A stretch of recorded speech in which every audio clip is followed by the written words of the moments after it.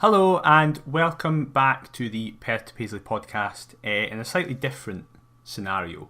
So, yesterday, Tuesday the 23rd, we uploaded episode 37 where we spoke for 70 minutes, myself and Adam, who I'm joined with, thankfully, after he's just done like an 8-hour shift on the back of 2 hours. So Adam, thank you for joining me. That's alright, mate. I'm absolutely tickety-boo. I mean, I couldn't get to sleep last night thinking about the game like the sad bastard that I am. So, like you say, stayed up till 1 o'clock, up at 3 to start work at 4, and I've worked a full day with Pro Rangers living absolutely rent-free in my skull. So I'm absolutely fantastic. So, yeah, for new listeners, I'm Daniel as well. And basically, we actually got a decent amount of listeners. We had almost 200 listeners in under 2 hours. So first of all, massive thank you to everybody who listened to that episode and the support you've shown us. But that episode was taken down. We don't know what we're titling this episode. We don't know to call it 37, 38. We're probably going to go with 37 and a half because it's kind of an adage. The reason that was taken down is because me and Adam had quite a nuanced and interesting discussion for 70-ish minutes where we were speaking about our Broth result, and Adam's point was it's completely unacceptable, whereas I was coming at an angle that it was kind of the bigger picture and going, yes, completely unacceptable, but this and this. Then Adam was having stuff. We were having a completely very interesting conversation. A back and forth, wasn't it? Yes, absolutely. That's the best way of putting it. And we then spoke about a whole bunch of stuff. However, it's irrelevant now, as you will not have missed this, even if you're not a Hearts fan. Because last night on the 23rd, a mere 2.5 hours after our podcast was uploaded, Heart of Midlothian suffered the worst defeat in my lifetime, in Adam's lifetime, in our parents' lifetime, and probably in the history of this football club, as Highland League Brora Rangers knocked supposed third biggest club in the country, Heart of Midlothian, out of the Scottish Cup in the second round. Now, this is not going to be like the usual podcasts, we don't think. We don't know how long it is going to be. It might be half an hour, it might be an hour and a half. We really don't know.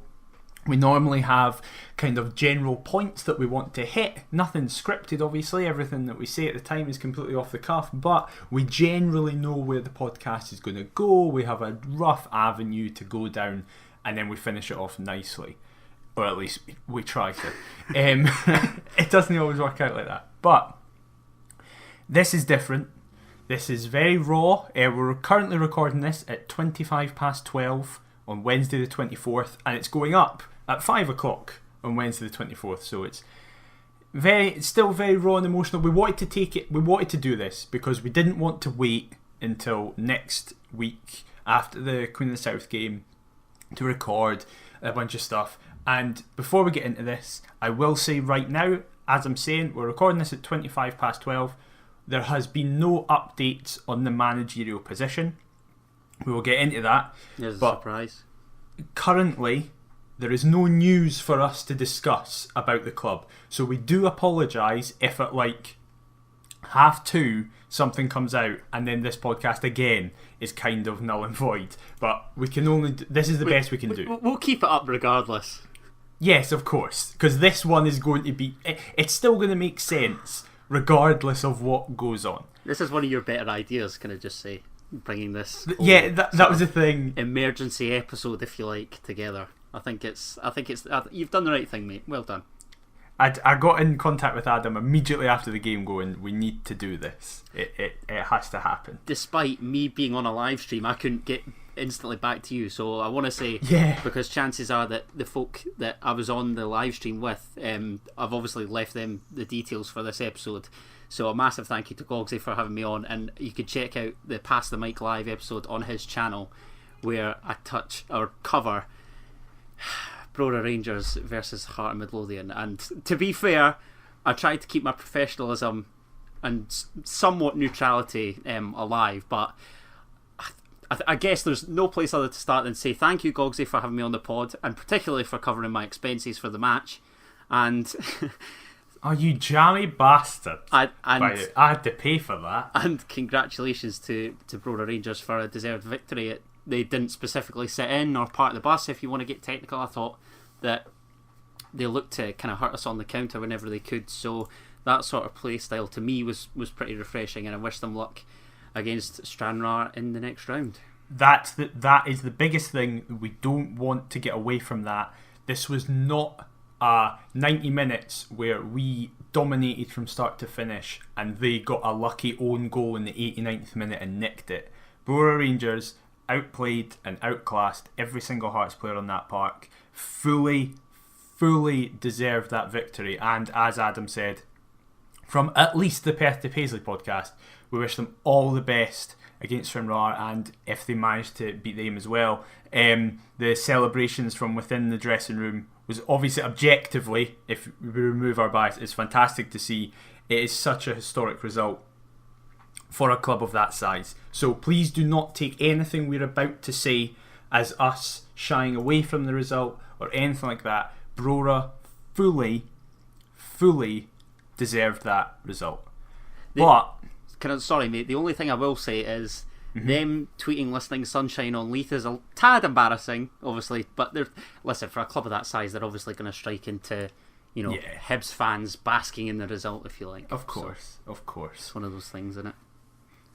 But what makes it worse is what I've just said and what you've just said, is that it was a deserved victory. It wasn't one of those cup shocks where the big team gets knocked out and everybody's sat scratching their head going, how has that just happened?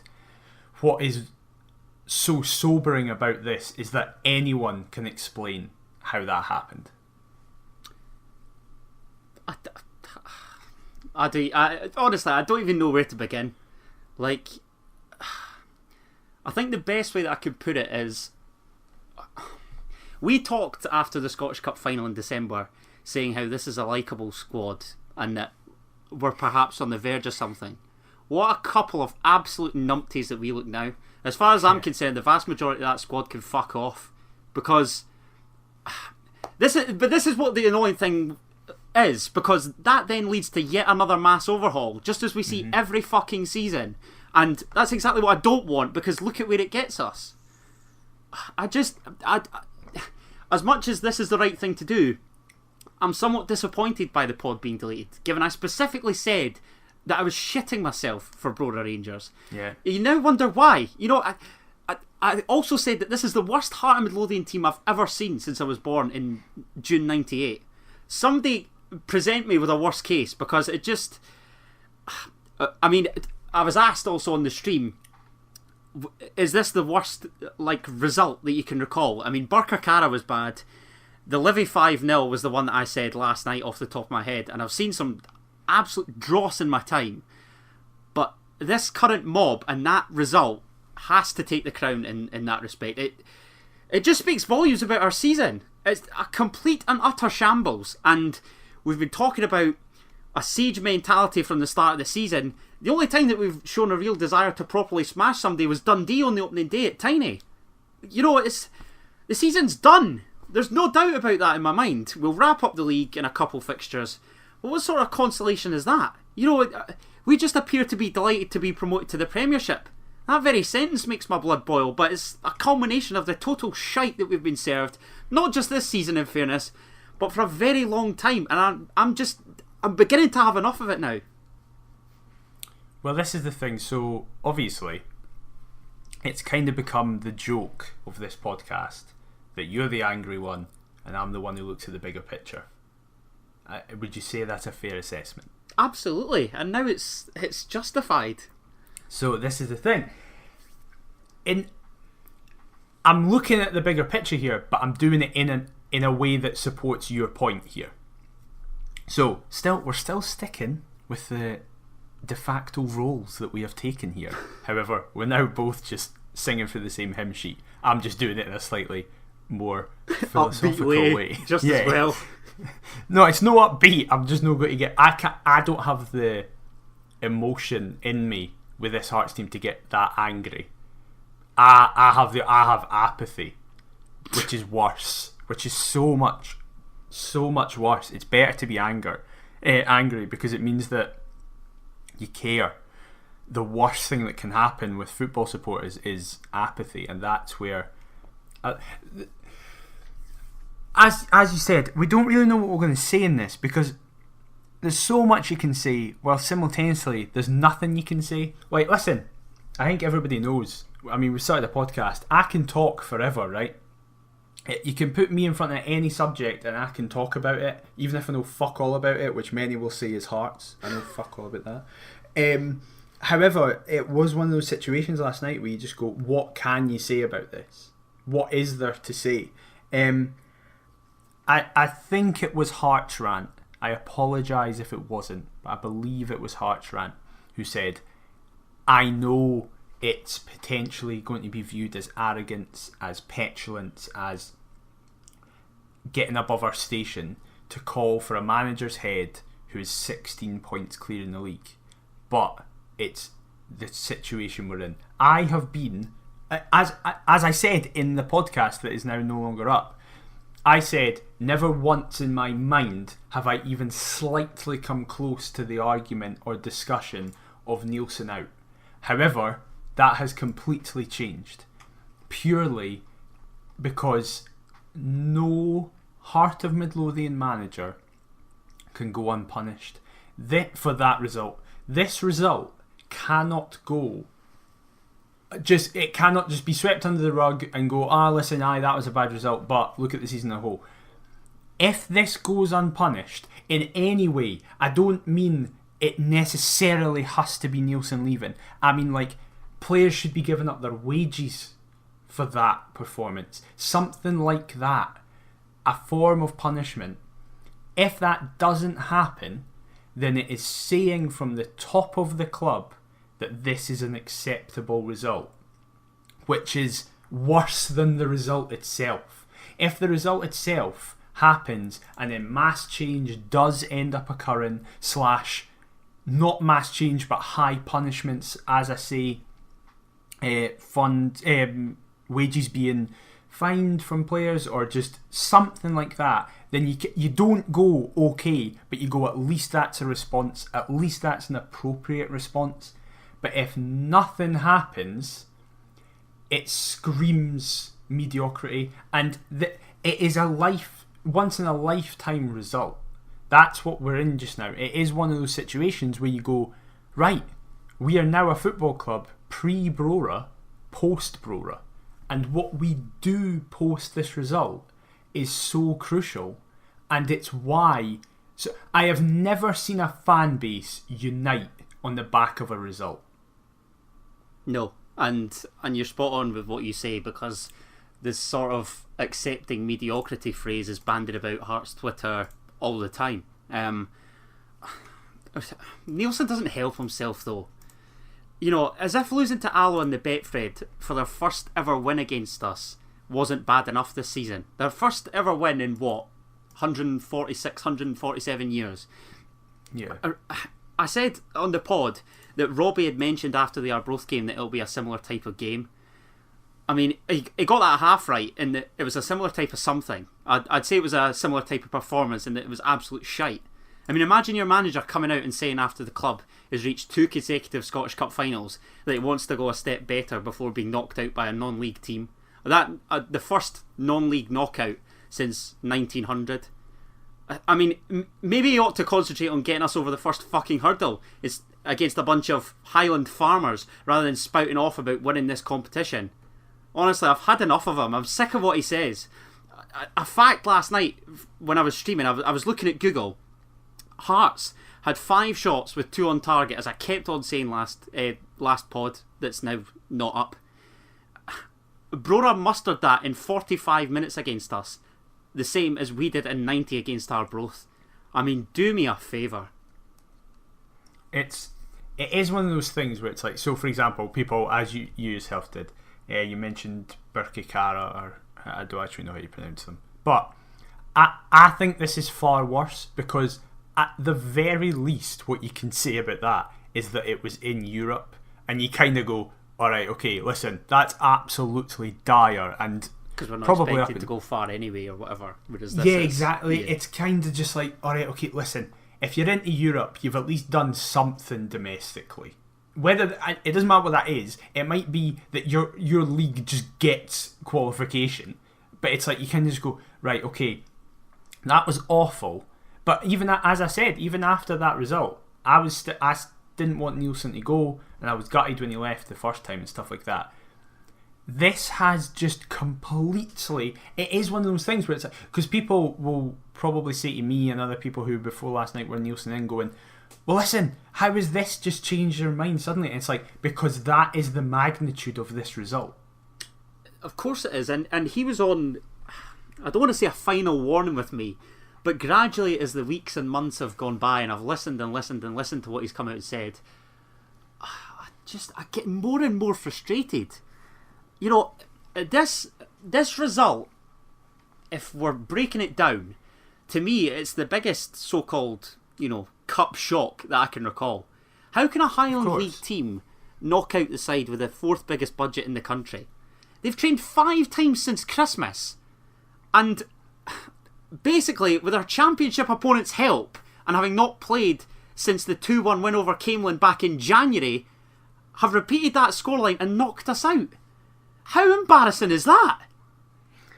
Because there's the add. It isn't just a Highland League side played Hearts. It's a Highland League side who's trained like 3 times, haven't played a competitive fixture in 71 days, and are ravaged by lack of match reports, the COVID situation and stuff like that. So on a normal day, season, whatever you want to say, it's bad it would enough. be the worst result. Yeah.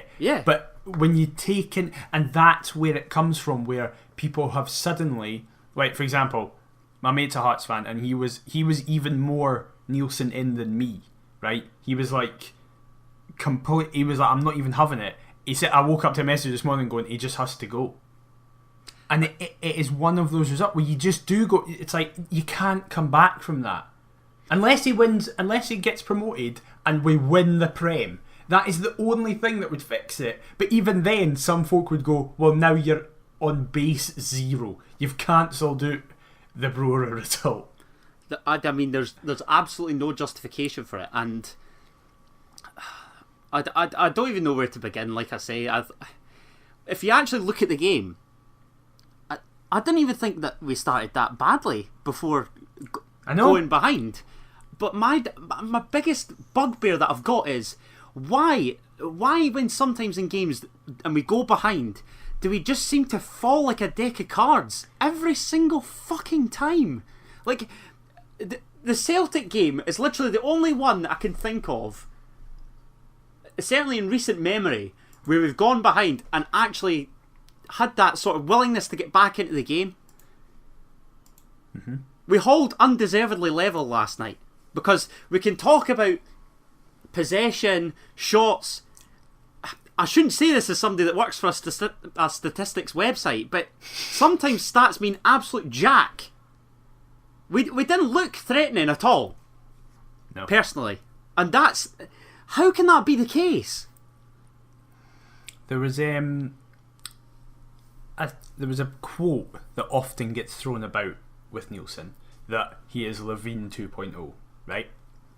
And often I kind of laugh at that going, I know what they mean, but it's quite a general statement and it doesn't really help the conversation. However, last night there was a 25-minute period where all we did was pass the ball around the back line, which landed at the feet of Christoph Berra, who then just punted it long to no one. And it was the first time where it was like, this is just trademark Levine. Yeah, 100%. It seems like Robbie's trying to inherit some sort of tiki-taka possession-based style. When the fuck has a side in Scotland ever played that style? Ever? Bar maybe the Old Firm on occasion. Because this is the thing, right? See, when you have that style, for example, Man City, and it's the 80th minute and they've still no scored, right? You go as Pep Guardiola with some of the best players in the world. You go, well, listen, just keep doing what we're doing, and it's going to come. It's a case of you feel like something's going to happen. I don't get that same feeling when I watch us. No, not at all. No, 100%. And the difference is Pep Guardiola's forked out hundreds of millions assembling that squad. You can't expect players of this. There's a reason that they're at Hearts. You can't expect players of this quality to be able to just automatically buy into the style and be able to replicate it just like that. Mm-hmm. Why are we so... I just think we're going down such a modern football route in that it's possession... I mean, I said it on the pod. It's possession for possession's sake. Nobody takes matters into their own hands. There's no pace, there's no invention, there's no guile. There's absolutely hee-haw there. And it's been proven time and time again this season. And ultimately, this is the most embarrassing time that it's come to fruition.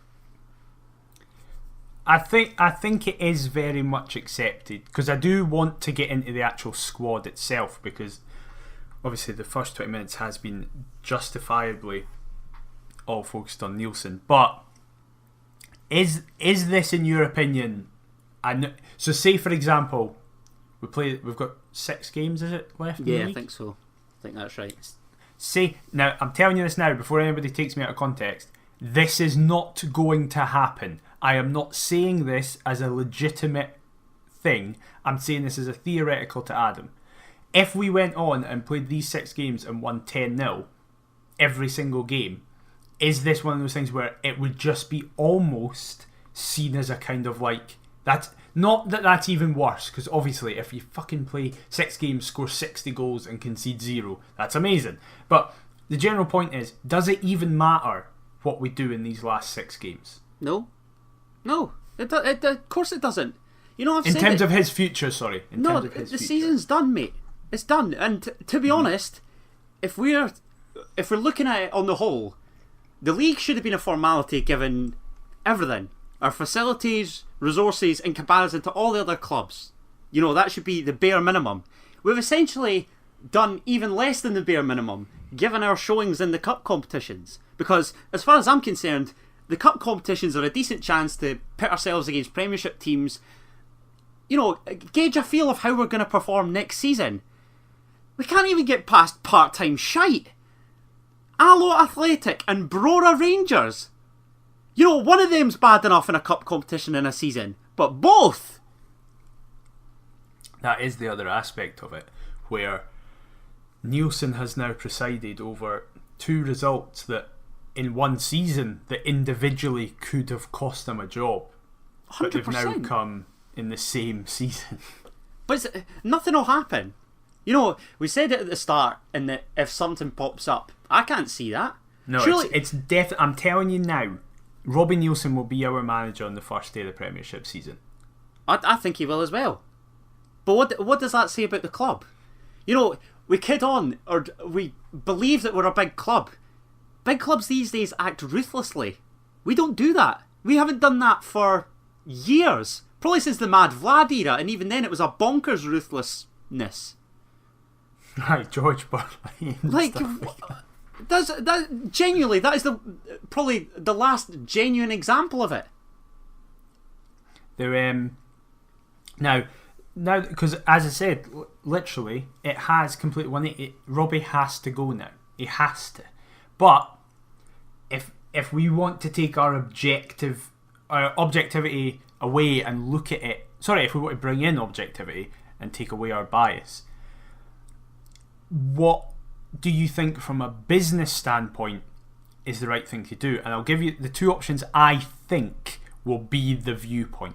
So the 2 options are, you get rid of Robbie now and have to give him probably a fair whack of money, because he's only 6 months into a 3-year deal, which is some laugh considering the compensation fee that we paid United for as well.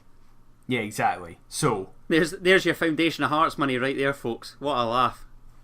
So you probably have to pay, well, not probably, you would have to pay Robbie a fair amount, and then you either need to pay compensation to another club to get another manager in, or you pay wages of a new manager. Now, that's the offset there. Now, probably the positives to that is that fans would be happier, so are more likely to get season tickets next season, actually buy tickets to games, pay for live streams. I've delayed mine. What an absolute mug.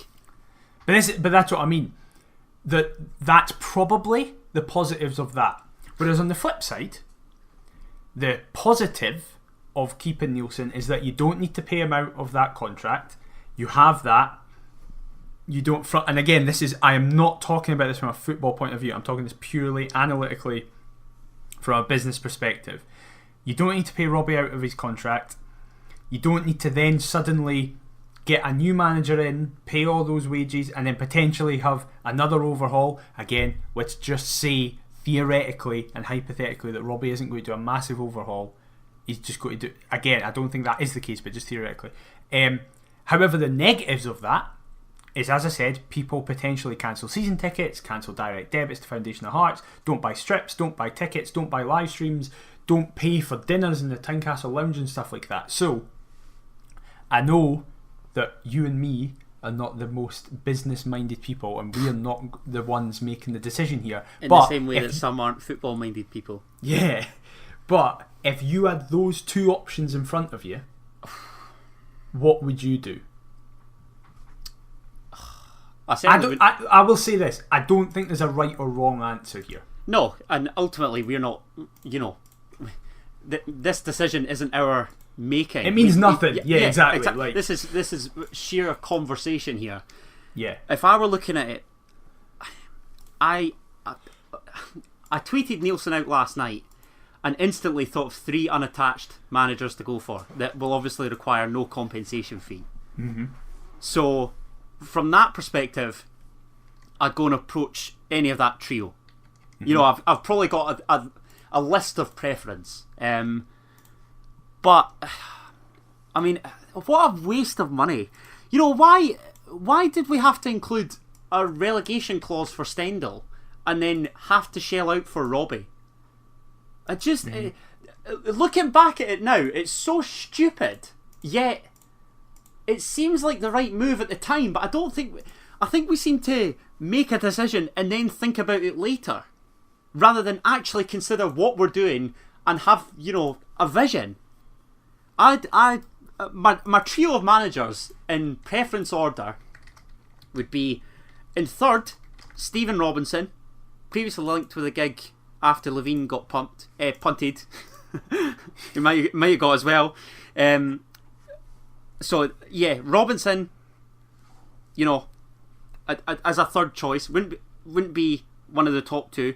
Second, I'd have Derek McInnes, and top of the tree would be Alex Neil, because again, working with Joe Savage, brilliant job at Accies, Norwich, did all right at Preston up until recently. It just seems to make sense. But listen, we can chat about this all we want.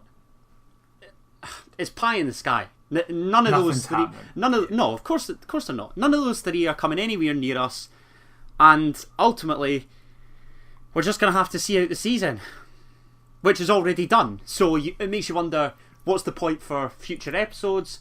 What's the point in tuning in every Saturday? Because a couple wins away, albeit I said the league should have been wrapped up by now. Perhaps the understatement of the year. So, what really else do you want me to say, mate? I don't know what more I can say. Oh, I've got questions for you. There you worry. I know we're going to talk about the squad, and I'm very intrigued about that. But what's your thoughts regarding that? That decision that you've come up with.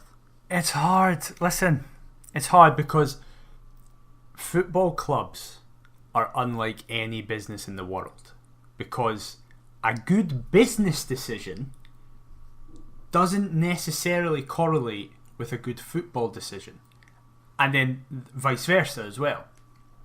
So, from a business standpoint, you probably don't want to get rid of the manager of a company. If you view the squad as a company and Robbie as that manager, you probably don't want to get rid of the manager of that company on the back of a bad quarter, right? Say that if you use it in business terms, you do that. However, football clubs are like fucking mood rings. So, if the quarter is bad, it can lead to mass losses because the consumers, aka the fans, just won't have it. There's difference when, like, Asda gets rid of the branded bread that you like. You're kind of like, oh, for God's sake. But you're not suddenly then going to go, I'm now stopping shopping at Asda. Like, that doesn't happen. However, if a manager has a result like this, I know people who have said they will not go back until Budge and Neilson are gone. So therefore, can I just say, it's brilliant that you say that, because the amount of tweets that I saw regarding that exact sentence and cancelling FOH payments and all that jazz was unbelievable. It's like nothing I've ever seen. Literally every single tweet that I saw on the Perth to Paisley account on the timeline, it was incredible. It was a mass fit of rage. I really hope personally people don't stop the direct debits. I'm not going to tell people not to, because I understand it, right? But again, being the guy that looks at the bigger picture, it's like we're about to have it passed over to us. Arguably the foundation needs that money more than ever now. So again, I totally understand it, right? I totally understand it, especially in this COVID era where we can't go to games. It's one of the few things that you can do to show your frustration and show your anger. I get that, but I'd just personally say, for me, that's a step too far. I'm not going to criticise anybody that does it, but I would advise people to kind of go, yes, this is fucking terrible, but please look at the future of the club and go, well, that money has been so helpful to keeping us afloat, particularly in COVID times. Please, that's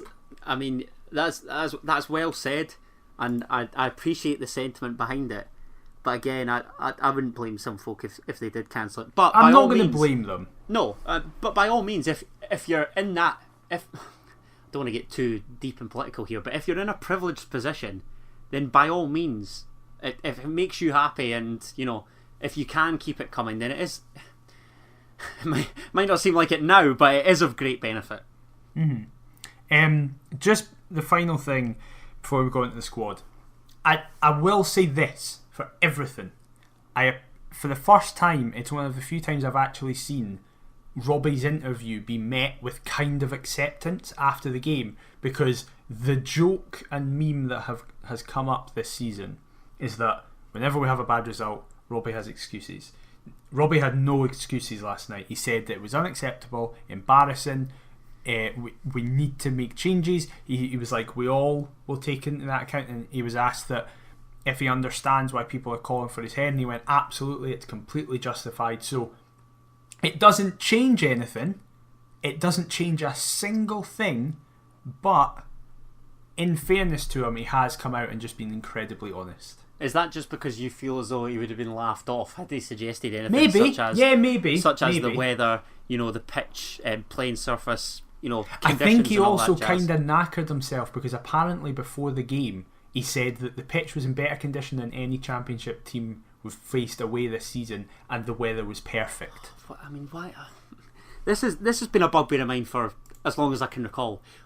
Why is it always about the playing surface and conditions? It's the same for both teams. I will say that pitch looked class. That pitch did look amazing. I love that stadium. I'd never seen it before. I love that. Neither had I, and it does look a class wee setup. And to be fair, prior to the game, I thought, what an away day that would have been had we got in the grounds. Thank Christ for COVID, and I never thought I'd utter those words.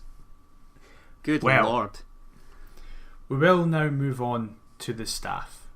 The playing staff, that is, because, listen, Robbie Neilson takes the brunt of it. However, I said to you, and I said to other people, genuinely, I would like 5 of the people that featured last night to stay at the club. I'll be waiting all morning for this. Give me your quintet. Craig Gordon. Well, he didn't even fucking play. Actually, half of them didn't play. I have just realised that. Only 2 of them featured. That doesn't matter. I know who your 2 are that featured. Who is my 2? The 2 up top. It is. So it's Craig Gordon, John Souttar, Michael Smith, Liam Boyce, and Armand Nandwe. I wouldn't disagree with that, sadly. I mean, everybody else, I'm fine. I'm absolutely fine with them leaving, and I know that can't happen. I know that you cannot suddenly go from a squad of 22 to 5, right? I understand that, but I'm just making the general point. We go the opposite way. Perfect world. Yeah, no. We go from a squad of 22-39. Yeah, exactly. But those are the 5 players. I'll maybe put it in this way. Those are the only 5 players I like. Wow. You said at the start that it's a likeable squad after that cup final that we felt together, and you're so right. At the time it did. Because it felt like we were all singing from the same hymn sheet in a positive sense. Now it's singing from the same hymn sheet in a negative sense. How can, in a matter of months, we go from feeling as though we're genuinely making strides? It's like 1 step forward, 2 steps back. And it's been this way for years. There was a moment last night that I think really summed up not only the performance, not only the season, but as you say, the last few years. Boys came on, and within 2 minutes, him and Nandwi, almost as if they were in a boy band having a performance, swiveled at the exact same time back to the team and shouted at them to do something.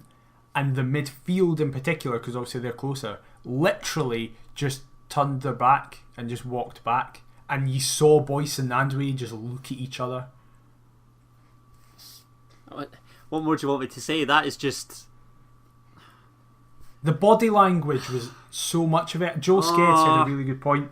Or was it Anthony Brown? I can't remember who it was. Somebody said a point that it was, when we went 1-0 down, we should have been like zombies, where we're just ravenous, going ballistic, then going, right, for fuck's sake, how has this happened? Right, come on, let's put 5 past them by half time and properly be like, that was embarrassing.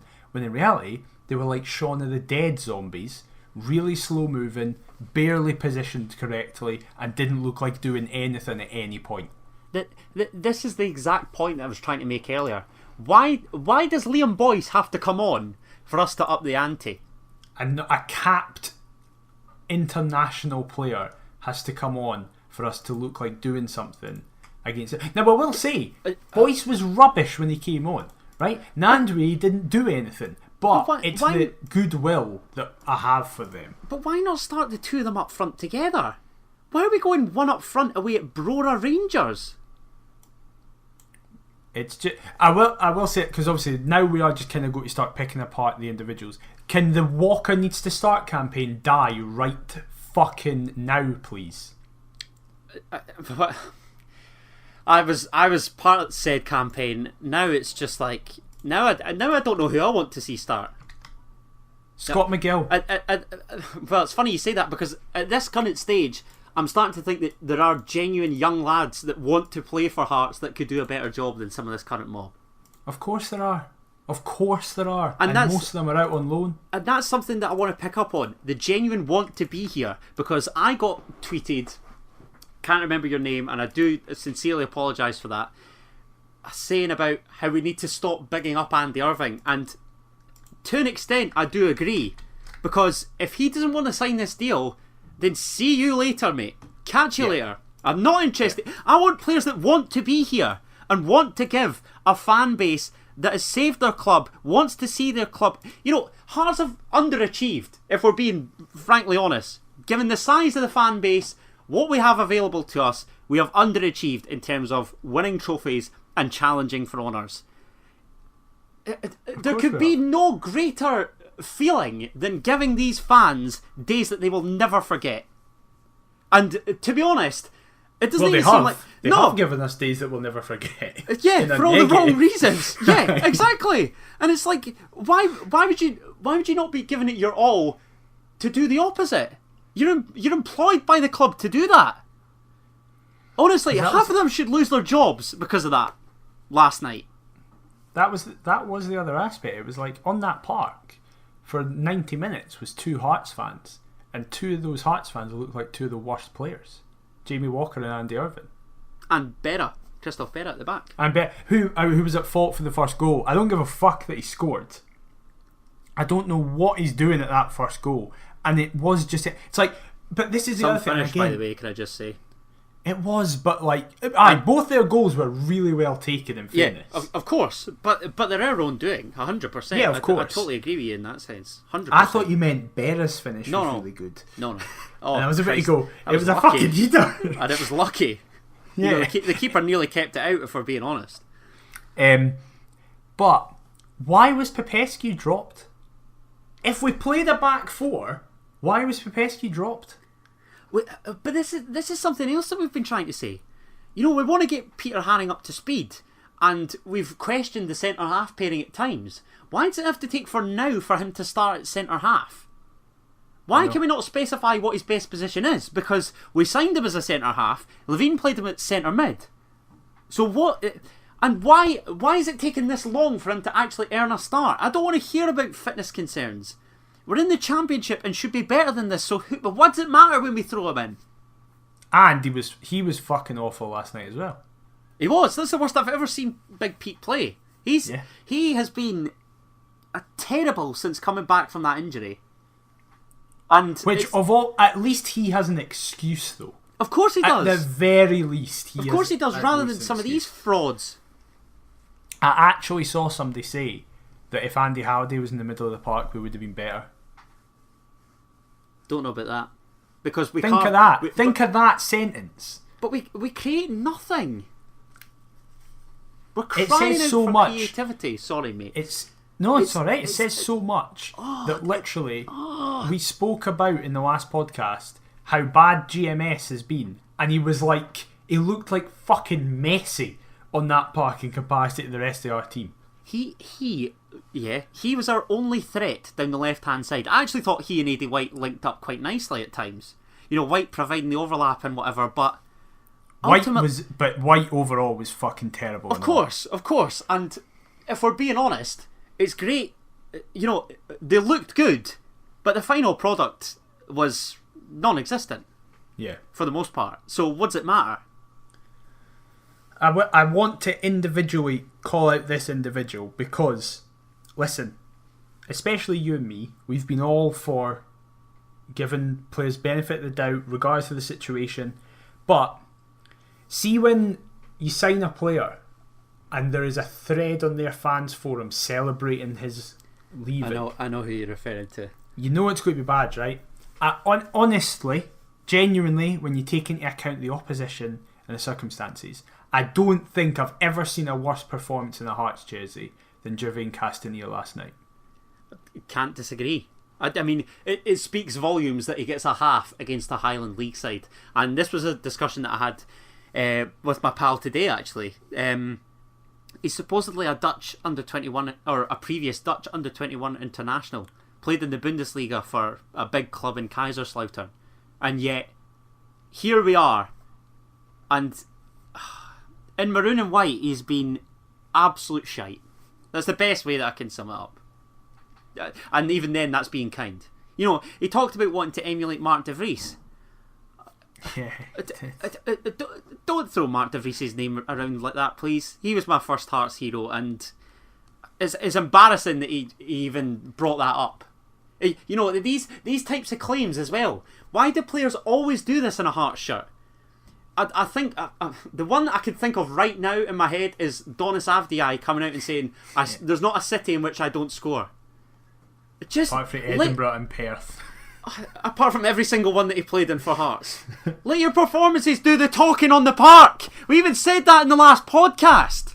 Yeah.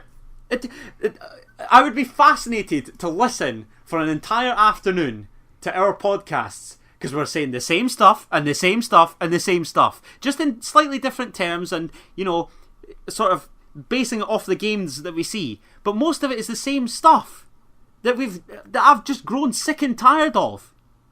Stop talking to the press and do your talking on the park, please. Because right now you should be silent.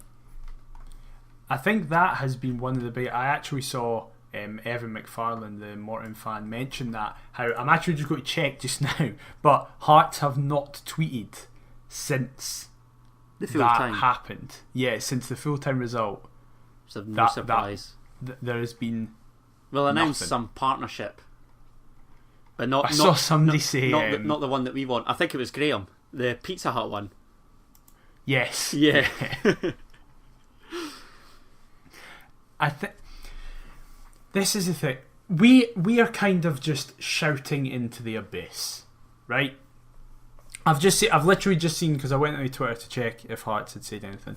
Hearts Rant just said, happy to retweet opposing views to ours, and it's this individual called @OpinionHearts saying, I think Neilson deserves some respect. It looked like we're going up, which is the job he's been asked to do. Yes, we have been bad, but we're still going to achieve it. It was all happy days when we beat Hibs, but look how the fans turn.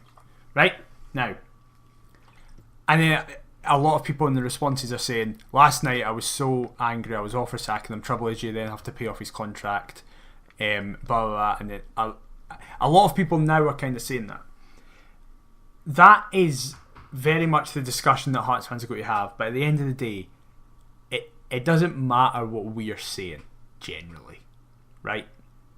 We are just, as I say, shouting into the abyss, angry at this result. But something needs to happen. But the worrying thing for me is that it won't. What I mean by something is, we either today or in the next couple of days need a statement that Budge is standing by Neilson or letting him go. We can't just have it be in silence. No, we need clarity. If he's going, tell us. And if he's here to stay, then tell us. If she comes out and defends him, it's going to be a shed load of abuse in the replies and responses, and quite rightly so.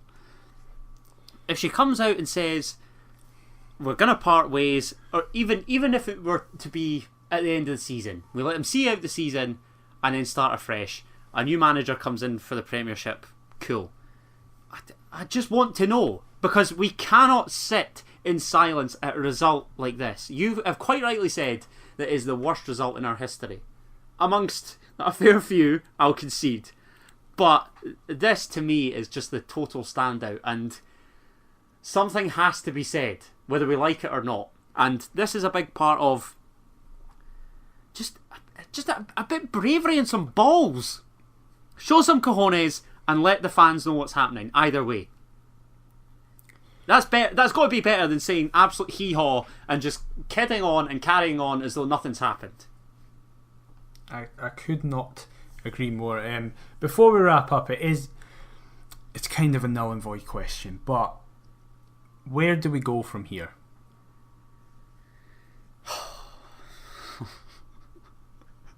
What the hell am I meant to respond to that? I know you can't. I know it's an awful question. Like I say, the season's done.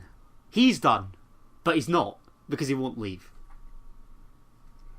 I think it's very much as, funnily enough, I saw in the press yesterday actually that John McGinn was speaking about a sliding doors moment in his Hibs career as he was about to go to the MLS, but red tape stopped it, and then he ended up having that season which got him his move to Aston Villa. And I very much view this as a sliding doors moment for us as well. Sorry mate, how do you mean? So in the sense of this is one of the biggest moments in the history of us being Hearts fans. Yeah. In the sense of, if nothing happens, it tells us we're going to have to get used to this feeling. It tells us that next season we now just need to focus about staying in the league. That's now the priority next season. That's where we currently are as a club. On the flip side, if we make that change, if we go and get somebody else, but as you say, it again means another massive overhaul. And that's the last thing that we need and want. Yep, absolutely. It seems as though it's just a repeat. It's a rinse and repeat of just a culmination of shite. Someone I can't remember. We're really sorry that we can't really remember people's names and stuff like that. We're just kind of talking. They'd rather they be raw, let's be honest. Yeah, someone tweeted to This Is My Story the list of all the players, and we have made 97 signings in the Ann Budge era. One transfer window, we signed 17 players. I think that was the summer, and to be fair, the summer of the I think it was 2018-19 season, where we then went on that run under Levine, and then lost at Ibrox, and the momentum then obviously faded, and blah blah blah. That's the only. No, there is no justification for it, because ultimately it was a shit season, and that we lost the final and ended up finishing 6th or whatever it was, 5th, 6th. Yeah. But that at least felt as though there was justification for doing so in that time, at the time. All the other transfer windows that we've had mass overhauls, I've never had that same feeling back. No. And that was the other aspect. It was something like a bunch of Robbie's signings played last night. It wasn't just all Levine and Stendel's tenure. No, and that's it's like the Halliday point that we've said in recent weeks, and that he's playing him to justify why he signed him. I mean, these players are what he's brought in and what we have available. I beg that we're doing some sort of preparation behind the scenes, but we won't be. Of course we won't be. Because we don't focus on football. That's the reason why we're here. We're too busy focusing on other stuff. On business-related stuff. I think it was Brian Clough when he was asked... Sorry, mate. When he was asked... I think back to the Damned United, and Brian Clough, played by Michael Sheen, is interviewed. I think Juve knock his Derby team out the European Cup semi, and he's unable to have a decent squad rotation. And he's talking about the facilities that then Sam Longson's making at Derby. He's making strides to improve kind of the hospitality. And Clough says, or Michael Sheen says, playing as Brian Clough, what would working class Derby supporters prefer? Prawn sandwiches or a proper squad? Or something along those lines. It's something like that, yeah. And to me, it just seems like we're going down a prawn sandwich route as opposed to a proper squad. That was a terrible. That was a decent point, terribly made. But you know what I'm getting at. As I said, a football club is a business like no other. Decisions that you make have to be viewed through that footballing lens, and if the football part of it isn't working, nothing else can work. It's not like in a business where if there's one department failing, it's like, alright, okay, we need to focus on that, but everything else is working. The football department is the department. If that fails, nothing else can thrive, can succeed, or anything. You could be having the best minds of business in the world working there, but if the football department isn't working, it all breaks down. And we've seen that for the last 4.5 years at this club. Closing the name, mate, innit? Heart Midlothian Football Club. It's no rocket science. We're a football club first and foremost. I think we seem to forget that. Well, I think that's probably the best place to leave it on. As I say, it's a weird length of podcast. It's a weird podcast. It's episode 37.5. Like, we just wanted to talk, and we didn't want to wait until next week, which of course we will be back next week for some reason. Because we're mugs. But yeah, that is the thing. I was saying that last night. The only reason I'm watching Hearts this season is because we do this. I'm sorry, mate. I wouldn't be watching it. I know. I blame you. It's your fault. But yes, a massive thank you for listening. I would just like to say, Ross Gordon, thank you very much for your email into the email last night. It's a very good point, but it's more league focused. So I'm going to bring that up on next week's podcast, because I think it's a very good point and very interesting. He dissects the season point by point. It's very interesting. So thank you for that. Thank you last night for everybody's support on the kind of socials. We really appreciated everybody chatting with us and stuff like that, and thank you for the support in general, because as we say, without you lot, this would be so much worse. It somehow would be even worse. And I include all the people that give us abuse as well, because it's funny. But if you do want to give us abuse, or if you want to be nice, you can get us on everything at Perth to Paisley. That is Facebook, Instagram, Twitter, and YouTube. please leave us a review on your podcast platform of choice. It is much, much appreciated. Adam, where can they get you on social media? They can get me on social media to see all my heart's vented anger at Adam T. Kendall. And what about yourself, mate? I am at DMcIver22. We will be back next Tuesday. It won't be a Wednesday, so you've even got less time. You'll hear us sooner than you usually do. What a delight. I know, Thank you very much for all your support. This is easily the lowest point we've had on this podcast. However, surely it can only get better. I'll say, like I always say on every single episode toward the end, keep the faith, one of the JTs!